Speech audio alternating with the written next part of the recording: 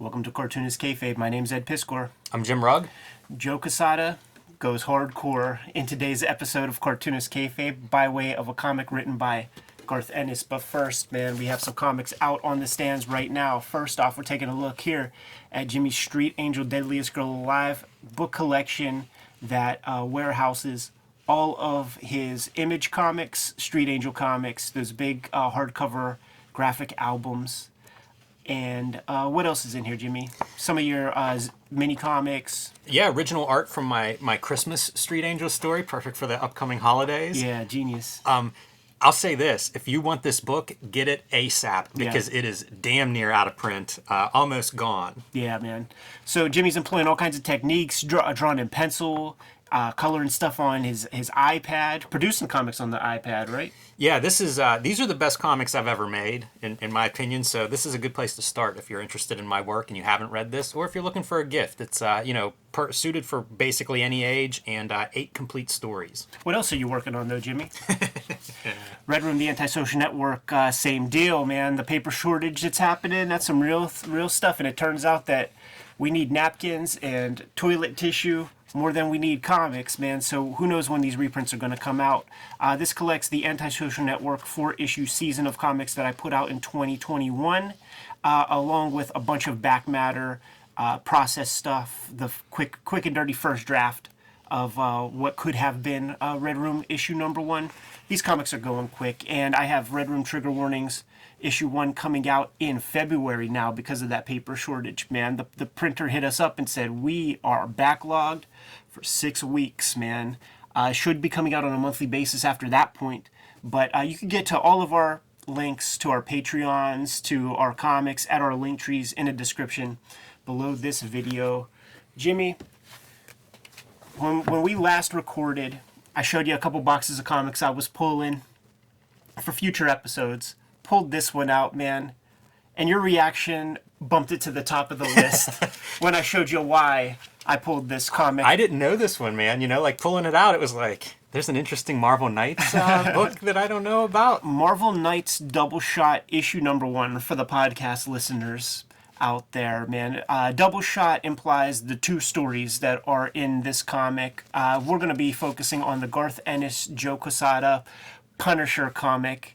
That's about 10 pages or so in the front, leading this comic off. And we're going Eisnerian with this comic. This is Joe Quesada doing some formal play where the camera point of view is from the esophagus, the uvula. It's hanging from the uvula of Don Signor, the mafia Don. Off the bat, just even everything about it, there's not a wasted word, there's not a wasted image. From caption number 1, from dialogue bubble number 1, we know what we're in store for. This is a mafia boss who's getting some, he drinks too much Kool-Aid before bed, man. Man, no doubt about it. That is a mess of teeth. Look at it. And it's been a while since he's been to the dentist. Yeah. There's definitely some algae on there. It's got the 2 hoods that are, backup, security guys, proper dentist, everything is legit, but we're off to the races in panel 2, dude. They waste no time, and I love that part. This is a brilliant comic. I was absolutely blown away reading this week. It might be my favorite Joe Quesada comic I've read, but it's talking heads. This is the kind of stuff that we criticize. I'll name names, a Bendis comic, right? Where it's just page after page of the same headshots of characters talking. That's what this is, except it's super inventive. Quesada rises to the challenge. You got to figure out how to make those images interesting while maintaining the same point of view. And Garth Ennis wastes no time. Page 1, we see the 2 bodyguards take headshots. That's a Punisher. That's what you want in a Punisher comic. We see the dentist looking off stage left bed. You see the gore on the walls. Punisher, this is versus dentist. He's going to go light on that guy. Yeah, he might be a little crooked dentist to the criminals, but maybe not worth killing. Giving him a little CTE with that head wound right there, man. And right-hand page, splash page, effective. I mean, that's a hell of a splash. It all works. We're 3 pages in, and so far, everybody's sticking their landings. You see everything that you need, man. You see just enough of that shirt to know who we're looking at right there. We're getting the dialogue of our guy. You see, Ennis had some practice with Arseface for getting Yes. across some inhibited dialogue. So we're getting a lot of nah. And look at that smirk. Look at that smug smirk of that grizzled face right there. Must have had a model for this stuff, right? I think so. Because we're gonna see Punisher in this weird crop, emoting a little bit, having some range. Had to be using a model, and you know what? If he was, it's a good use for a model. He brought, Tim Bradstreet was doing those covers. Like his head, I think his head was in that place, man. Like that's a good looking Punisher. Whenever Bradstreet's doing those covers, even though every cover does look the same. Yeah, Looks the exact fucking those aren't same. story covers. Had to be some influence there, That's the way to do covers, though. Like he could have just sat down, drew 12 covers, and turned them in, right? without seeing any scripts. Yeah, which I think he probably did. You got to bind your guy, right? So that he's not moving, because we already established that mouth ain't closing. This is a horror comic, Jimmy. It really is. Absolutely. Like a body horror, too. This is David Cronenberg horror stuff. And we're teasing. We got a couple of pages, man. We see an open mouth in a dentist's office. You can imagine the tools that might be on a little tray table right next to him. And it's so funny, like Punisher leaning back a little bit, holding up the handcuffs. Here's one of those things, dude. This ad is strategically placed. I think so. Because we want a page turn for the next image. Kayfabers, are you braced? Are you ready for this? Because we're going to get started. This is also like your ASMR visuals, where it's teeth, it's dentist Exactly, shit, yeah. it's like it's such a, if you're a little bit queasy, this is the perfect like tactile kind of setting for a horror story. Here we go. Oh, see, we're still teasing. We're still teasing. Build it up. Well done. This is like the monster at the end of the book. Don't turn the page, Ed. So the idea is, I'm going to show you a map of Manhattan, and I want to know where all your safe houses are. 1 grunt is yes, 2 is no. Let's do this. The guy says, ha-hoo, which implies certain expression. And that's exactly what Punisher was hoping for. Once again, another strategic ad. All the like the pink of, kind of the tissue and stuff of the mouth is horrible, and it's great that we don't see Frank's eyes either. Yeah. It's like mouth to mouth in a weird way. Yeah. But it's worse that you don't. It's almost the horror movie icon, right? That's behind a mask. Like we don't see Frank Castle totally. Yeah. And it makes him much creepier and more dangerous. This part with the shadow and the kind of peaks and valleys and the contour of the gums, that's the only part that feels like Quesada to me. Because, like, his muscle structure on, like, Ash and stuff would be like that with this thick black with just, like, little bits of stuff showing off. I think it works really good for having that, like, soft tissue of the mouth. Oh, yeah. And just so pink. And blood, that implication of the blood, like so pink. blood near the surface. Kayfabers, you ready? We're still not there yet. We got to show the tools. This is great. This is classic horror too, because the horror's off screen, right? Like we see the pliers, but we don't see the pliers doing their business. It's theater of the mind. It is. And you know what? Teeth as storytelling / timing devices. We're going to be able to chart the passage of time through his dentistry. And I think a lot of time passed between the last panel we saw and this one. Because that's like 5 teeth, at the very least, 6, that are no longer in his head, man. See, they at this point, now we're off to the races quite literally, because we only got so many more pages to go. Let's bypass a couple teeth. It's so gnarly too, like where the teeth have come out and there's like bits of gum sticking up. Nerve endings, shards of flesh. It's primo horror. Runs a dental drill. Oh, the dental drill's the worst. And even the sound effect of the dental drill is well done.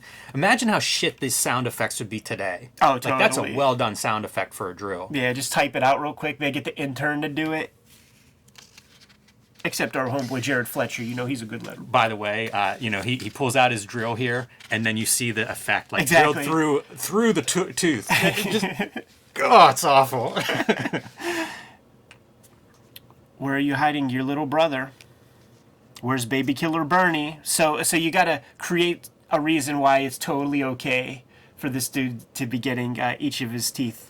This makes me think of like dry socket, you know, whenever you get tooth extracted, and that's like the thing to worry about. Don't drink from a straw. Like it's tucked in like the tooth opening, that suction tube.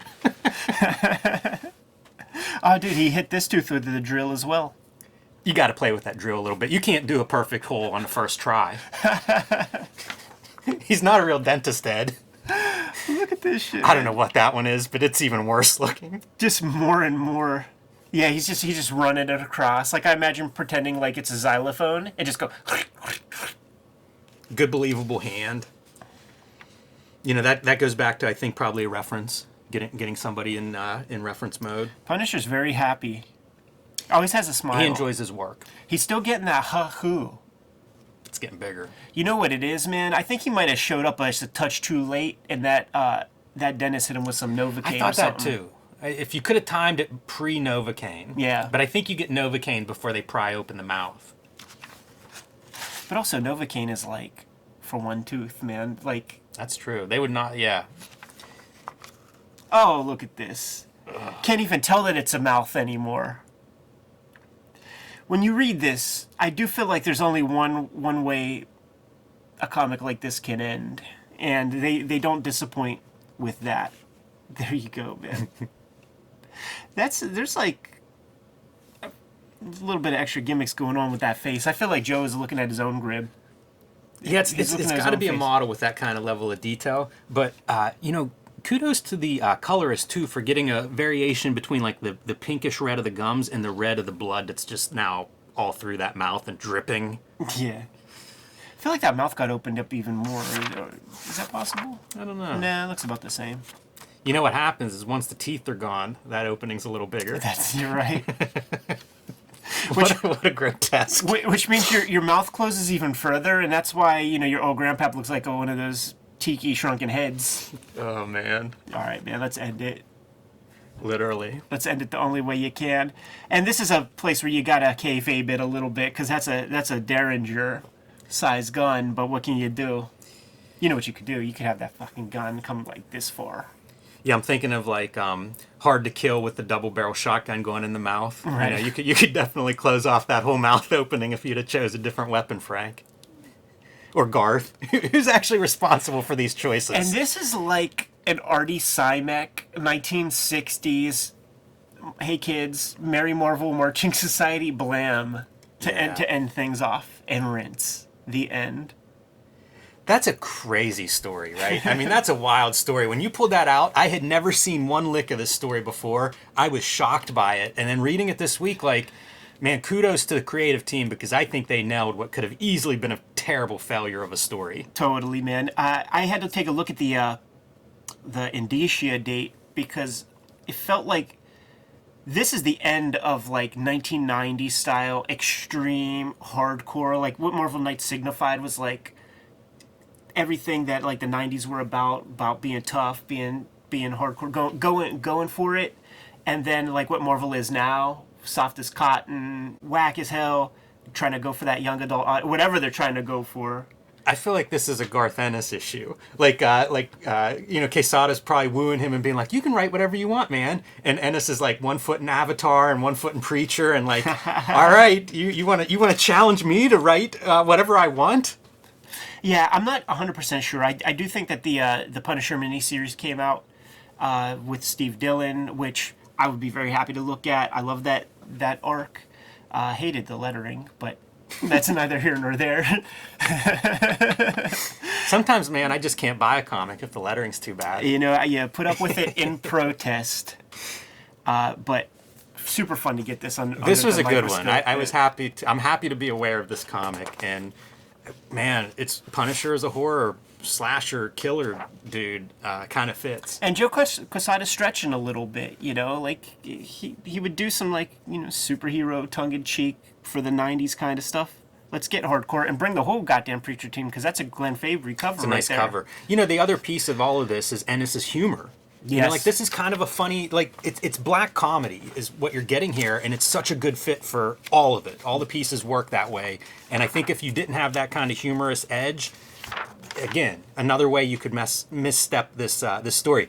This is Rob Haynes' art, who did Daredevil Ninja. Yeah. One of those early, I don't know if that was a Marvel Knights or not, but it was one of those early comics with Quesada, like sort of, starting to do editorial at Marvel. Right. And I dug it. Like, it's really weird. The Ninja pushes that line. I think it's even a lighter line. It's just like a universal weighted line, but starting to figure out, like, how do you do digital color with inking? And I'd look at that, the Daredevil Ninja series sometime too, if you want to. Yeah, I mean, this could be a episode in and of itself, but we're sticking hardcore with this one. Kayfabers, like, follow, subscribe to the YouTube channel, hit the bell. We'll notify you when new vids are available. What's out there, Jimmy? Join me on patreon.com/JimRugg, where you can download a dozen of my out-of-print zines and mini comics. You can see a bunch of my original art, scripts, layouts, process of how I make Street Angel, Deadliest Girl Alive, Plain Jane's, Octobriana, and more. That's at patreon.com/JimRugg. Red Room, the Antisocial Network, in stores today. The book collection that comprises of the 4 issues of Antisocial Network that hit the stands in 2021. That thing is going quick. Get it if you see it. Cannot take for granted that it's going to be in your comic shop the next time you visit there. And the reprints are going to take forever to get on the stands because of that paper shortage the world is experiencing at this moment. With that in mind, Red Room Trigger Warnings issue number 1 has been delayed 6 weeks because of that printing shortage. It's going to be in stores in February. So get it put on your pull list. Go to your comic shop, reserve the next round of Red Room comics, because I want that thing to have to go into reprints day one, man.